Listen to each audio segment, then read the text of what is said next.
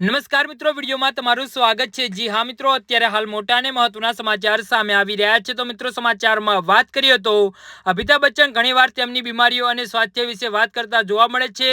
ફરી એકવાર અભિનેતા એવી વાત કહી જેનાથી બધા ચોંકી ગયા હતા। તેમણે કહ્યું હતું કે જ્યારે તેમના માટે 60 બોટલ લોહી લાવવામાં આવ્યું હતું ત્યારે કંઈક એવું બન્યું કે જેને જોઈ કલ્પના પણ ન કરી શકાય। બિગ બીની એક ગંભીર બીમારી માટે લોહી આપવામાં આવ્યું હતું।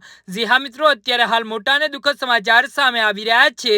તો મિત્રો, સમાચારમાં વધુ વિગતવાર વાત કરીએ તો ઘણા લોકો જાણે છે કે 1982 માં અભિનેતા કુલી ફિલ્મમાં સેટ પર ઘાયલ થયા હતા, જેના કારણે તેમના જીવનને જોખમમાં મુકાયું હતું, પરંતુ તેમના 75% લીવરને પણ નુકસાન થયું હતું। હવે બિગ બીનું લીવર ફક્ત 25% ઠીક છે।